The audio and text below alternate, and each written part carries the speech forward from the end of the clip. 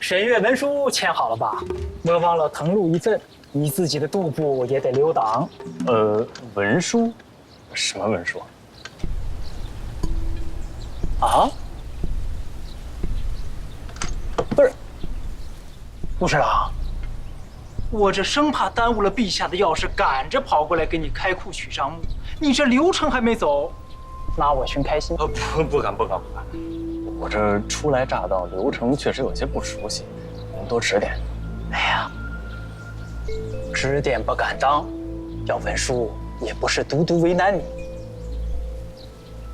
咱户部的规矩便是如此，库银账目涉及到银库银钱流向，若是谁都能空口白牙将账册请出来看一看，若是碰到有心之人窥伺朝中动向去，岂不是要出大事？说的是，收下了。那我说你记着。行，你说。你起一份文书，将申请账簿的册子、分类、数量、申请时间都列在上头，另附上申请账册之目的、经手何人、何人查阅，皆需要1式2份。而后轮转仓部、金部、盐铁、漕运、协赏等共计14部司郎签字画押，而后再提请录尚书用印。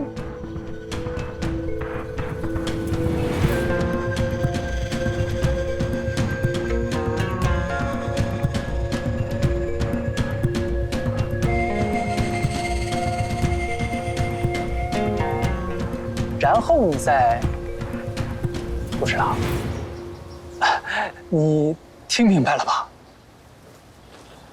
明白了。啊，明白。好，哎，多谢。哎，慢走。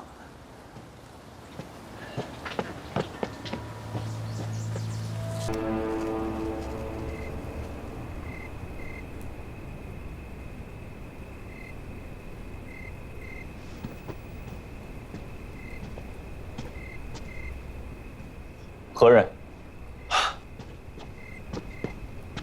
顾侍郎，下官金部郎中陈前忠，见杜部灯火通明，想来也是魏总的同僚，便来看看。没想打扰了顾侍郎，见谅。无妨。我曾经也在杜部当过差，如果有需要，我可以帮忙。那您可会写这审阅文书？会。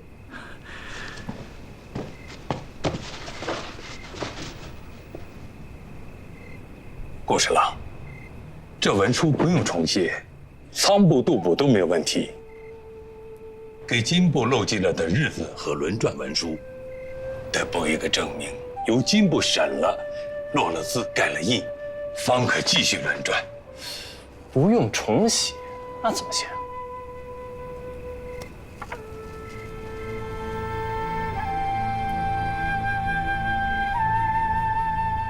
我在杜部干了1年，才把这流程跑明白了，终于凑齐了，看到了钱库账册。1年？是啊，整整1年。后来我就调到了金部，就再也用不着这些了。那如今您在金部做什么呀？一开始统计各州上交的税赋，后面连这个也不让我做了。眼下只做给各部同僚派俸禄发官饷，清闲得很呐。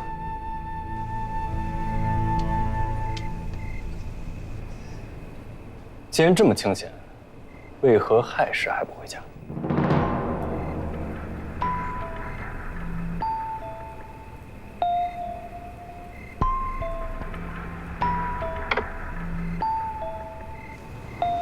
顾侍郎，我听说你要查前朝旧账，真的查吗？假的查已经有好几次了，都是做做样子。之前我一直想做这件事，可是前面有太多的阻碍，不让你查下去。旧账不可翻，我就记新账。可是我没有想到，新账也可以被改。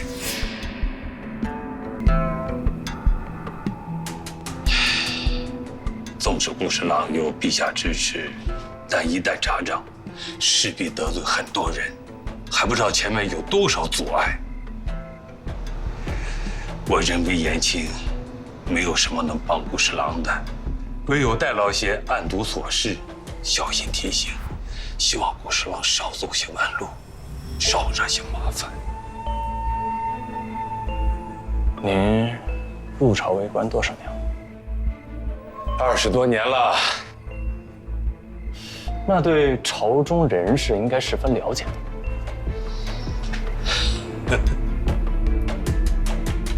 我知道的确实不少，想说的也很多，就是不知道顾侍郎问的是什么了。我就想问一件事：这前朝的账怎么才能查下去？真正的查下去？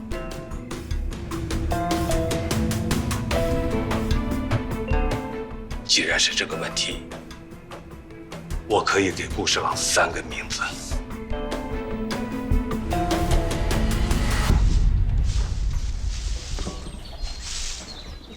兵部熊志全、礼部温如雪、吏部韩广元，这是追查前朝旧账最关键的3个人。这3位在各自官衙为官多年，消息最多，人脉也最广。最重要的是，他们都是科举及第，并非出自门阀世家，和太后那些前朝勋贵牵扯不大。这些门阀大姓在一世家根本就瞧不上考科举入仕的寒门新贵，他们虽然同朝为官，见面相视一笑，但实则面和心不和，根本说不到一块儿去。如此看来，他们还真的有可能对我们出手相助啊！可若是想博取这3位的信任，也并非易事。兵部熊志全，勇武好战，战功赫赫，生平只服比自己能打人。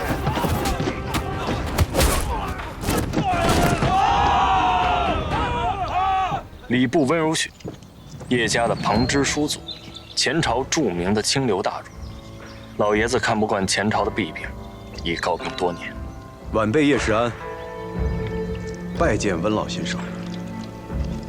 你是叶知秋的独孙吧？正是，只是晚辈与祖父缘浅，在晚辈年少时，祖父便驾鹤西游了。他倒落得个清静。前朝末年的种种离乱，都一概躲过去了。老来常喜明日少，不似汝辈难处多。这是祖父生前写的赠孙中的一句话，大概就是这个意思吧。年轻人，你来找我，必是朝中有事求我。你大概觉得我和你祖父昔年同窗有旧，好说得上话吧？啊？其实晚辈早已知道，你与祖父割席断交，老死不相往来了。你知道，还上门来见我，就不怕我把你轰出去？晚辈还知道，二位断交的其中缘由。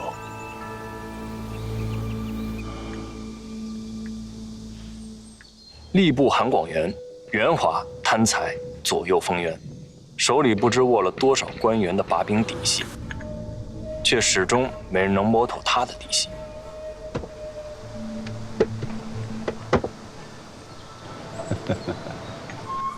你舅舅曾经是我的上司，我们同朝为官多年。你既是他的外甥，那便也是我的亲外甥了。想要什么都好说，好说。若九思想要的是您花费无数心血所著的《百官节录》呢？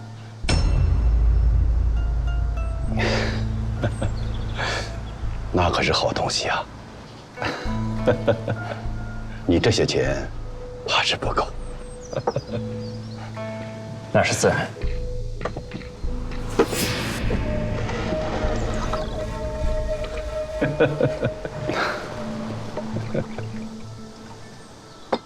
还是不够啊！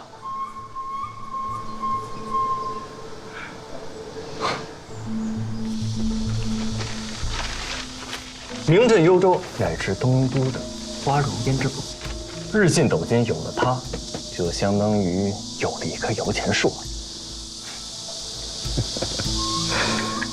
差得远，差得远哦。顾侍郎，如果给不了一个更高的价格，那就只能恕韩某端茶送客了。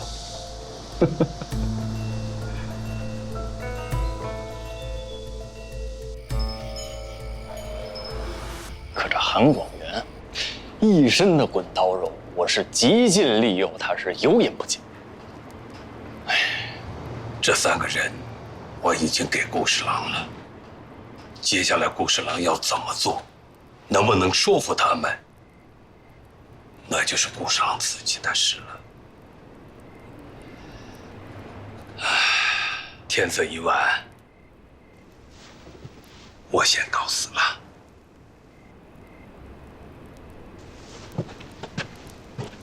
陈郎中，是我舅舅让您来的。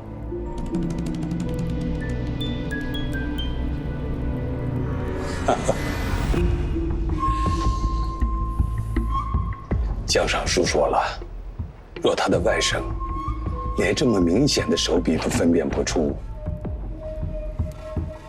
才有这最后的祝福。韩广元此人城府极深，他究竟是忠还是奸，是助力还是置于我们此地的毒蛇，江尚书也分辨不清。只有靠顾侍郎自己判断。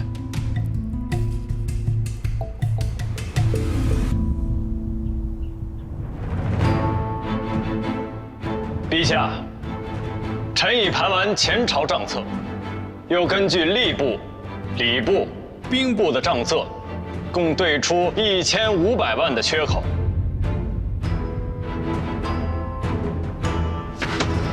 好啊，居然有1500万的缺口！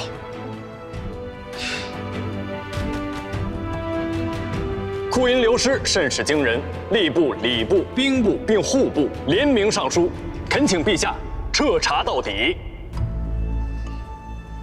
顾爱卿，账是你清的，眼下你有什么想法，说说吧。臣以为，当彻查追讨。前朝疲弊，又经战乱，库银流失数目巨大，未必尽数为贪墨。朝中重臣多为国之栋梁，清廉自好。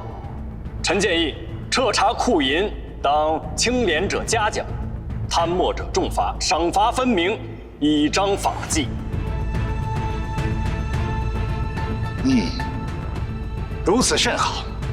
顾爱卿，一事不妨二主，彻查追讨之事，你就接着去办吧。臣遵旨。臣还有一个请求，说。彻查库银事务繁琐，臣斗胆想请陛下多增派些人手。好，朕准了。众位爱卿，可有人愿意相助顾侍郎？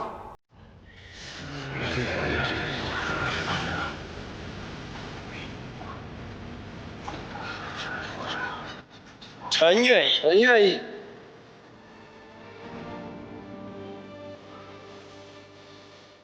臣愿意。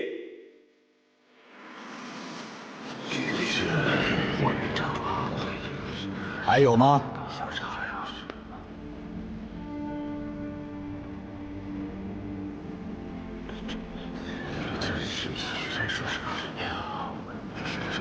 不要各自两立了。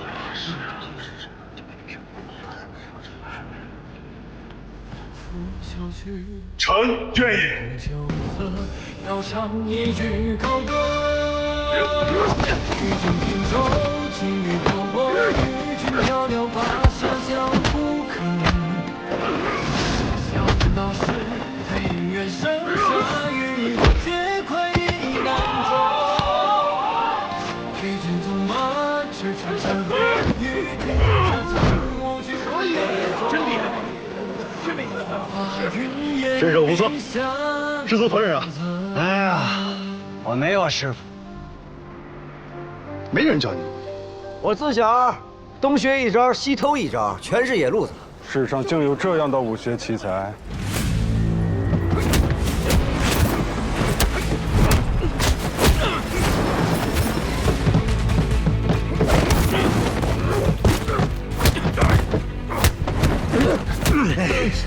实不相瞒，我这次找你比武，那是有事求你。我若赢了你，你能答应我一件事如何？赢了我，别说一件，10件我都答应你。那倒不用，1件就好。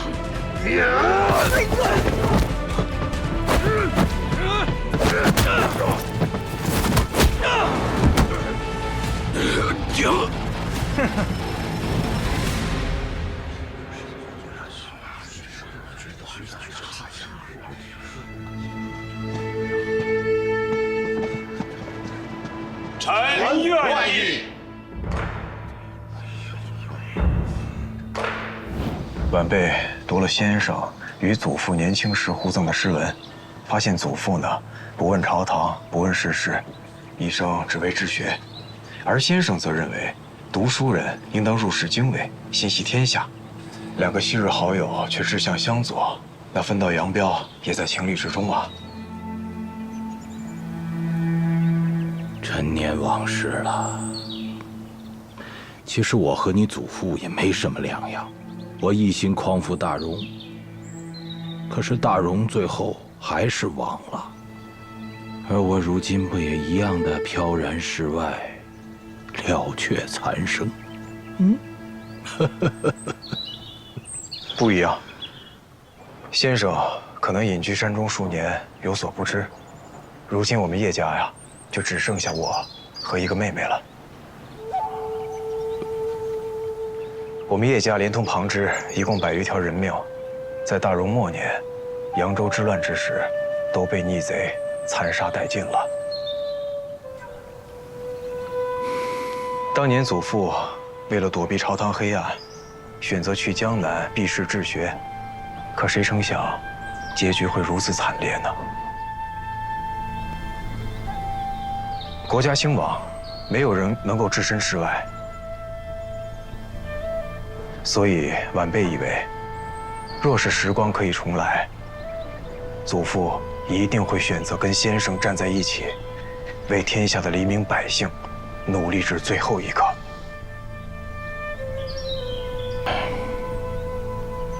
可是如今的大夏，也一样的风雨飘摇，朽木为官，禽兽食禄。就凭你我这样的读书人，又能改变些什么呢？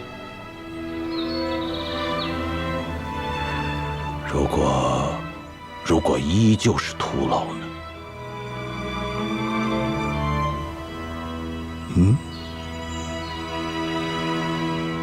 君子当以出世之心，行入世之事，方能无悔。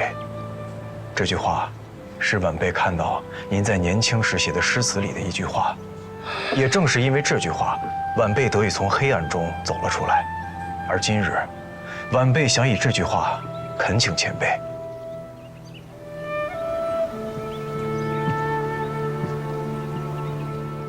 晚辈需要您，如今的大夏更需要您，需要您老的赤子之心呐。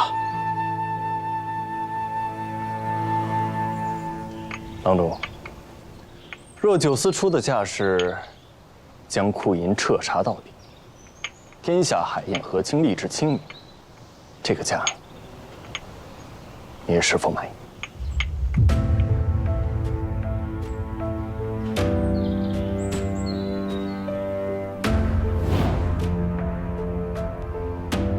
好，非常好。朕有众位爱卿，乃是朕之幸事，乃是大夏之幸事。